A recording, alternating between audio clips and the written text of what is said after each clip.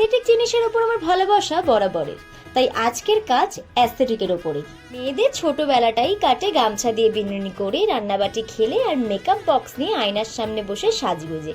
সেই মেকআপ বক্সের আয়নাটাকেই আজ নতুন একটা রূপ দেবো আমি। এই কাজটা যখন করতে বসি, পাশে মা শুরু থেকে শেষ অবধি ছিল আর অদ্ভুতভাবে কাজটি দেখছিল আর মাঝে মধ্যেই বলে উঠছিল, বাহ কি সুন্দর, কি ভালো হচ্ছে। তখনই ভেবে নিয়েছিলাম যে আজ আমার এই অ্যাস্থেটিক ভিন্টেজ মিররটা মাকেই দেব। আগের ভিডিওতে দুই বোন তাদের নাম নিতে বলেছিল, অনেক ভালোবাসা ঈশা মাইতি আর অনামিকা, এই দুই বোনকে। তোমরাও যদি আমার ভিডিওতে তোমাদের নামটি শুনতে চাও, কমেন্ট কিন্তু করতেই পারো। অ্যাস্থেটিক ব্যাপারটা তোমাদের কেমন লাগে? আমার তো দিব্য লাগে।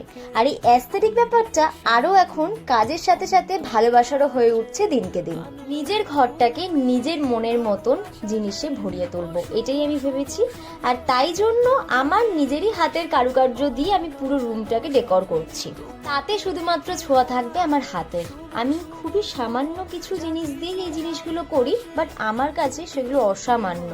জানো, যখন ক্লের কাজ কমপ্লিট করে শুকাতে দিয়ে ভাবছিলাম আর মাকে বলছিলাম কি কালার করি বলো তো, ব্ল্যাক নাকি উডেন, তখন মাই এই কালারটি আমাকে চুজ করে দেয়। তোমরাই নিজের মুখে মাই রিভিউটা শোনো। কেমন হয়েছে বলো? খুব সুন্দর হয়েছে। এটা হচ্ছে একদম নিখুঁত, একদম নিট এন্ড ক্লিন একেবারে। সুন্দর ডিজাইন। তোমাদের কাজটি কেমন লাগলো কমেন্ট করতে কিন্তু একদম